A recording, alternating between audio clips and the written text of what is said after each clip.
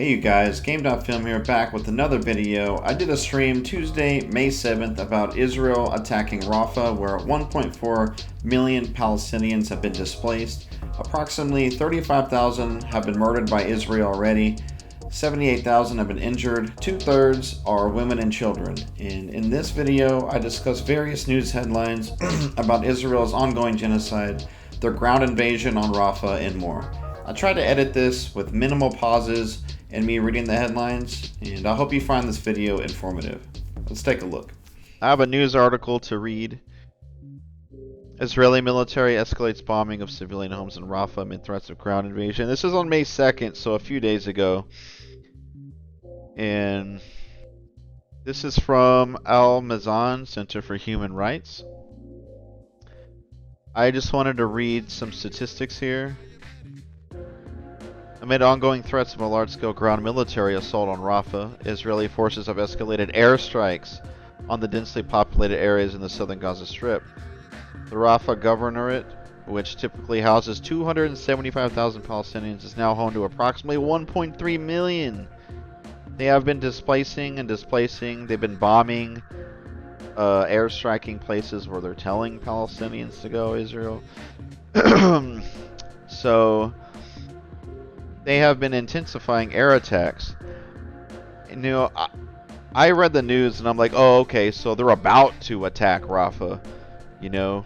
But no, they've been airstriking. They're just going to start ground invasions. So, this appears to be part of a campaign aimed at intimidating the civilian population through indiscriminate killing and destruction. The goal seems to be to compel the population to a new wave of forced displacement. According to our preliminary documentation, the most significant Israeli attacks on Rafah between the 26th and 29th April 2024 is as follows. At approximately 12:36, or I guess that's 12:36 a.m. their time, Israeli warplanes bombed a house belonging to a family in Rafah without prior warning. This attack resulted in the killing of 10 residents, including 3 children and 3 women, and injuring others with various wounds. Less than 15 minutes later, Israeli warplanes directly bomb a house belonging to another family. And look, it keeps going. Israeli warplanes bombed. Israeli warplanes bombed. Women and children. Israeli warplanes bombed. And Israeli warplanes bombed again. This guy had a speaking disability. And then, look at this, man. At 7:10 a.m. on the same day, Israeli warships, they have a freaking navy, dude. They're armed to the teeth. Israeli warships fired shells that initiated gunfire towards Palestinian fishing boats off the fisherman's port west of Rafah. This led to the killing of the fisherman Mohammed Abdul Salam Sabi Al-Hessi, 39, from Gaza City, while he was fishing aboard a small fishing boat, a rowing boat. How fucking pussy do you have to be? They have a freaking warships firing on people trying to fish, man, on a rowing boat. That's just fucking that's just horrible shit. And then they remind us the death totals, like I mentioned earlier, 35,000 murdered, 78,000 approximately injured. 2/3 approximately are women and children. So, just wanted to read that one. And they remind you that it's a state policy of mass killing, targeting Palestinians in the so-called safe zones over 7 months. 7 months. So, I think that's about that one. What's the next one I wanted to read here? This is May 7th. So May 6th. So those were airstrikes I just read. And now this is the ground forces have entered. And this is yesterday. Israeli tanks have entered Rafah and appear to be pushing to capture the Palestinian side of the Rafah border crossing that connects to Egypt, several media outlets have reported. Heavy airstrikes have commenced. Some media reports this carpet bombing. Let's see. What else did I want to read? There was something very important. Israel plans to take control of the Rafah border crossing and monitor all aid that enters Gaza. A sign that it's seeking long-term control of the area. And they're already facing a full-blown famine. We know that.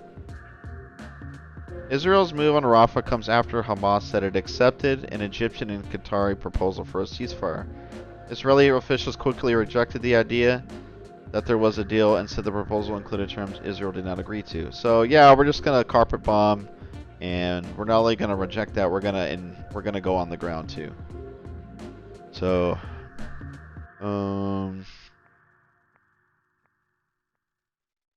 Israel said it ordered the evacuation of about 100,000 Palestinians from eastern Rafah and warned that extreme force will be used in the area.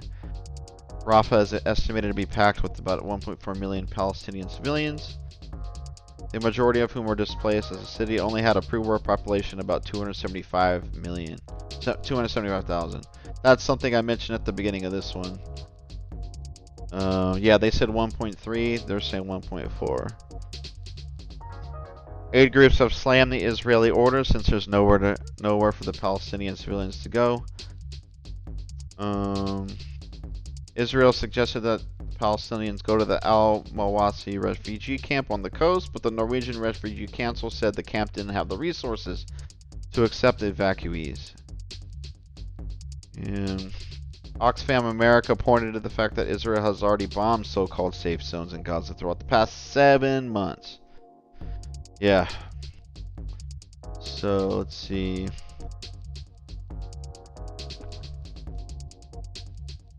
Okay, and this is from Middle East Eye.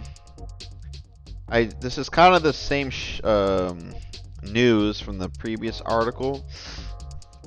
And one thing that struck me was the Israeli invasion took place despite ongoing negotiations for a ceasefire, as well as repeated statements from the administration of U.S. President Joe Biden saying it had yet to see a credible assessment of an Israeli operation that would minimize harm to the more than 1 million Palestinians in Rafah. 1.3 million, 1.4. Okay, and then on Tuesday, White House National Security Council spokesperson John Kirby described the attack on Rafah as a limited operation. That pissed me off. As a limited operation, and that it was not the full-scale invasion that Washington had warned Israel against. Oh, bullshit. Carpet bombing, airstrikes, and now yesterday they are on the ground. Tanks, they are on the ground, guys. Ground invasion. So that pissed me off on that article.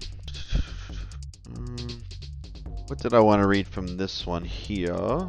In Geneva, UN Humanitarian Office spokesperson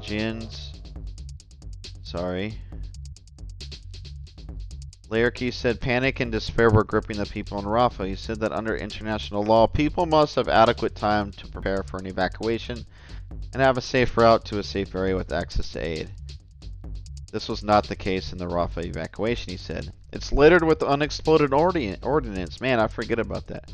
Massive bombs laying in the street. It's not safe. I've got 2 more news articles to talk about.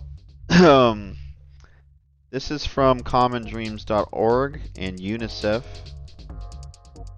Nearly all 600,000 kids in Rafah injured, sick, malnourished. So they've already been displaced. They left bombing or ran while getting bombed. 600,000 kids. And this says 1.5 million are there, and it used to only hold 275,000, guys. Let's see. Nearly all of the 600,000 children. Damn it, I always forget to zoom in. Are crammed into Rafah are either injured, sick, malnourished, traumatized, or living with disabilities.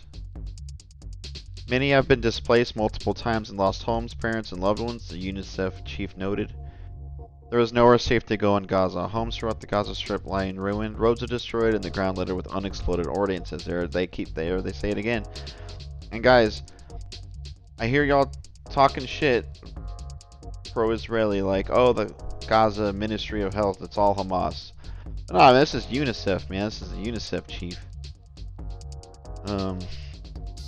Rafah is also the main hub for the humanitarian response, which includes UNICEF, and the city has some of the last functioning healthcare facilities. Israel's already bombed every single hospital. They've destroyed most of them. They bombed almost every school.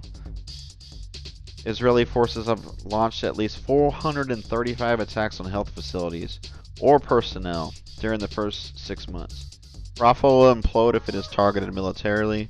Water is in desperately short supply, not just for drinking but sanitation. In Rafah, there was approximately one toilet for every 850 people. The situation is 4 times worse for showers. God. That is around one shower for every 3,500 people. Try to imagine as a teenage girl, elderly man, or pregnant woman queuing for an entire day just to have a shower. Ugh. Last month I saw new graveyards in Rafah being constructed and filled. Every day the war brings more violent death and destruction. In my 20 years with the UN, I have never seen devastation like that I saw on the Gaza Strip, cities of Khan Yunis and Gaza City. And now we are told to expect the same via an incursion in Rafah. Shit, man. And this is from Boycott, Divestment, Sanction, BDS movement. What do we got here? Let me zoom in. Is that zoomed in enough, guys? See there. So, I always talk about the bombing. I talk about that a lot. The number of casualties, the famine, aid trucks being withheld. But I always forget there's something about they're taking prisoners. They're keeping them captive. Israel holds over 10,000 Palestinians captive. This Palestinian prisoner state act to free them all. This is from April 17th, so a little older. Israel is abusing and torturing thousands of Palestinian prisoners. The BDS movement calls for urgent and meaningful pressure to free them all. So let's see.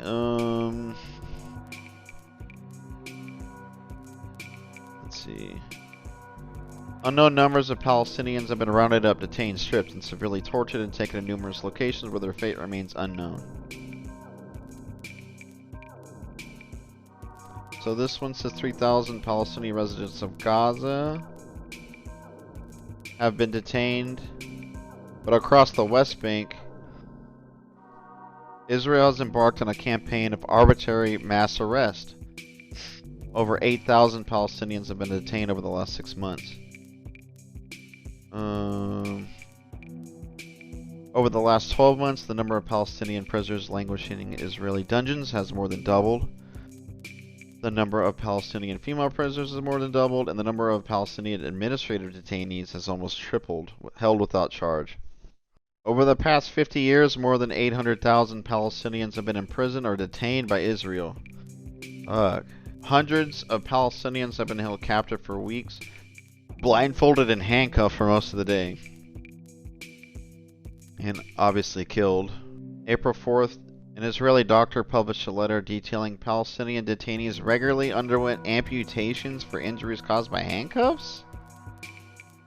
You handcuff somebody so tight, you have to perform an amputation?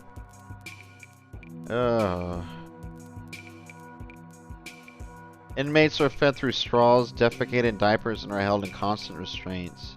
I did this in a previous video of mine, HP Enterprise. They are profiting off this genocide. They provide servers, data storage, data security services for Israeli prisons, where Palestinian political prisoners and child prisoners are held hostage in inhumane conditions. Yeah, they also have prisoner testimonies. Beatings, verbal abuse, sexual abuse and rape, breaking of limbs, burns, being stripped naked, and forced drug taking. That's the sentence I was looking for. Like, what is this about? Walid Anwar Yusuf Al-Khalili, a Palestine Medical Relief Society paramedic for Gaza City. Before starting their investigation, I was forced to take the hallucinatory pill. The masked person strongly pulled my hands to the back, causing me severe pain, and I fainted for some time. They then started investigating me again and again, with the same accusations that I belonged to Hamas and took part in the October 7th events as a member of Al-Qassam's elite forces. I denied all of that, so they forced me into Shabeh, shackling my hands and legs to the chair, until I wished to die, wanting relief from pain and agony. This continued for several hours sporadically, and they forced me out to a yard for some time with my hands tied. Whenever I moved my hands, the cuffs pressed on my wrist, causing injuries and leaving marks on them. Thanks for watching, guys, and don't stop talking about Palestine. Educate your friends and family members, attend a protest, send some mutual aid to some GoFundMes, do what you can. I'll see you guys later.